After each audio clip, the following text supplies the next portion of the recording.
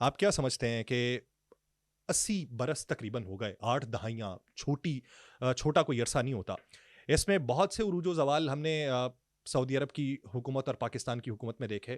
زوال بہت کم، عروج بہت زیادہ دیکھا. لیکن عروج کا یہ جو اس وقت مقام ہے، اس کے پیچھے کی بنیادی وجوہات آپ کیا دیکھتے ہیں؟ 3 سے 4 وجوہات ہیں. اس سے پہلے کہ ہم کھل کے آج یہ بات کریں کہ سعودی عرب، قطر یا مڈل ایسٹ کی جتنی مشرق وسطیٰ کے ممالک ہیں، ان کی ریلائنس رہی ہے یوزلی امریکہ کے اوپر، ویسٹ کے اوپر.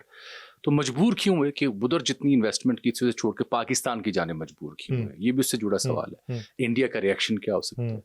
امریکہ کا ریئیکشن کیا ہو سکتا ہے؟ پاکستان کے لیے اس ڈیل کے بعد، اس ایگریمنٹ کے بعد کہاں کیا خطرہ ہے اور کیسے نئی سب بندی ہو رہی، جو آپ نے انٹروڈکشن بتایا. بلکہ آج بریکنگ نیوز بھی آپ کو دیں گے کہ ٹرمپ نے ایک بڑا اہم اعلان کر دیا، افغانستان میں بگرام ایئر بیس واپس لینے جا رہا ہے. اس نے اعلان کیا اس اسٹیٹمنٹ کے بعد، ابھی تازہ جب ہم آپ سے مخاطب ہیں. اور لیکن پہلے ان وجوہات کا ذکر کرتے ہیں آج ذرا کھل کے. پہلی بات یہ ہے کہ یہ جو معاہدہ ہوا ہے، یہ معاہدہ قطر پر جو اسرائیل کا حملہ ہوا، اس میں جو عرب ممالک کو لگا کہ امریکہ نے غداری کی، وہ پہلی بنیادی ریزن ہے. صحیح.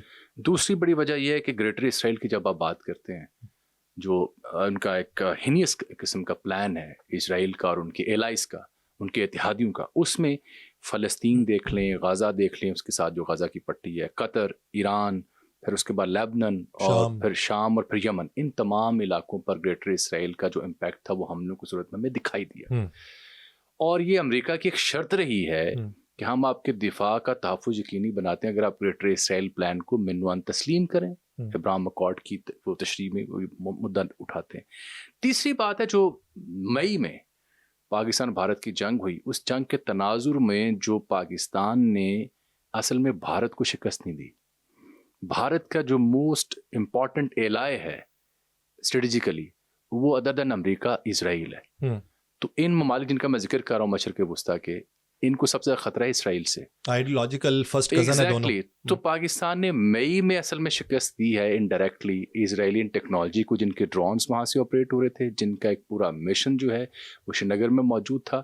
تو یہ اصل میں پاکستان نے 10 مئی کے بعد جو اپنی سپریورٹی ایئر فورس میں یا عسکری محاذ پہ ثابت کی with the help of China. یہ 3 بنیادی وجوہات ہیں جس کی وجہ سے یہاں تک صورتحال پہنچی اور ہم نے یہ عظیم اکارڈ کیا سعودی عرب کے ساتھ. دوسری جو میں ایک ہمبل سی ریکویسٹ دیکھنے والوں سے کرنا چاہوں وہ یہ کہ regardless of your political affiliation, یہ بڑے اعزاز کی بات ہے، یہ بڑے نصیب کی بات ہے اور بڑی عنایت کی بات ہے پاکستان کے لیے کہ پاکستان کو سرزمین مقدس کی حفاظت کے لیے چنا گیا.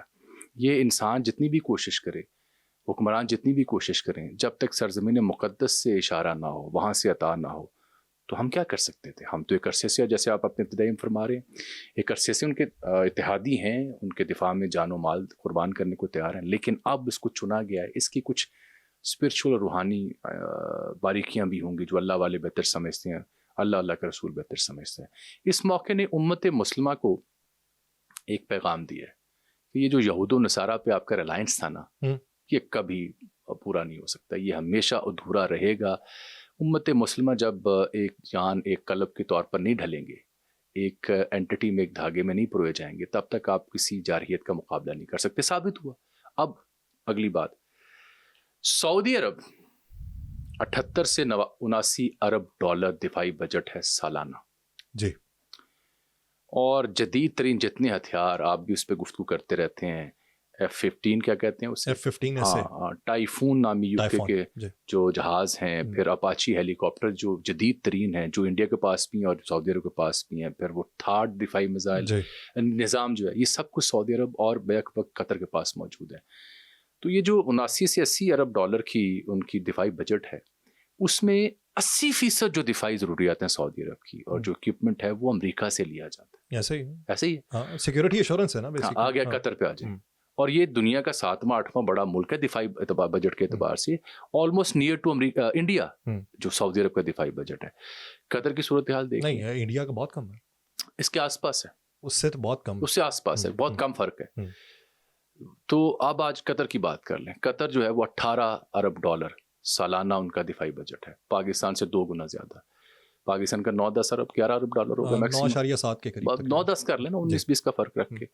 اور قطر نے ویژن 2030 کے تحت 40 ارب کے مزید ہتھیار خریدنے تھے امریکہ سے. سب سے بڑی اس پورے مڈل ایسٹ میں جو ایئر بیس ہے وہ قطر میں العدید کے نام سے. تو یہ سارے ہتھیار، اتنے اربوں کھربوں ڈالرز کے معاہدے، یہ سب کام نہ آئے جب اسرائیل نے حملہ کیا. امریکہ نہیں روک پایا، امریکہ نے نہیں روکنا چاہا، امریکہ کی آشیرواد سے ہوا. جب یہ واقعات ہوئے تو یہ سارے اربوں ڈالروں کی سرمایہ کاری اور امیدیں امریکہ سے وابستہ یہ ہوا ہوئی. یہ ایک بٹر ریالٹی ہے، تلخ ریالٹی ہے جو ہمیں ماننی پڑے گی. پھر وہ صورت نظر آئی کہ ان ساری قوتوں کو مات کس نے دی ہوئی ہے. تو اس کا سب سے بڑا جو اسرائیل جو سب سے بڑا الائے ہے بھارت، اس کو مات تو پاکستان نے انڈائریکٹلی دی ہوئی ہے. ان کے سسٹم، ان کے سیکیورٹی آپریٹرز وہاں موجود تھا، براہ راست نہیں تو انڈائریکٹلی جنگ میں شریک تھے. تو یہ جب کہانی نظر آئی تو پھر ہمارے دوست ممالک جو انہوں نے نظر کرم ہماری طرف کی، اللہ نے ان کے دل میں بات ڈالی ہوگی، یقینی بات ہے، اور وہ یہاں رجوع انہوں نے کیا. فائنینشیل ٹائمز نے، یاسر صاحب، آج ایک بڑی دلچسپ خبر چھاپی ہے. کیا؟ فائنینشیل ٹائم نے یہ لکھا ہے کہ جب انہوں نے ایک سعودی ذمہ دار سے بات کی کہ یہ معاہدے پہ کام کب سے ہو رہا ہے، تو انہوں نے کہا جی یہ معاہدے پہ کام 2 ڈھائی 3 سال سے ہو رہا ہے. اچھا، میں سوچا تھا یہ 2 ڈھائی 3 سال سے کام ہو رہا ہے، اس سے مطلب کیا ہے؟ تو معلوم ہوا جب سے موجودہ فیلڈ مارشل آئے ہیں، آرمی چیف بنے، اس کا مطلب تب سے ہو رہا ہے. تو اس میں قطر والا عنصر اگر ہے، ایک یہ میں کہہ رہا ہوں کہ ایسے جو پروٹوکول، ایسا کوئی معاہدہ، اس کی ترکیب، حیت یا ایسی سوچ کا آغاز تب ہوتا ہے. بٹ یہ 3 events late it happen instantly, یعنی وہ فیصلہ کرنے میں آسانی فراہم کرتا ہے. ورنہ تو عرب اسلامک سمٹ ہوا، کیا نکلا وہاں سے؟ کچھ بھی نہیں، گفتن نشستن برخاستن کاکھ نہیں نکلیا.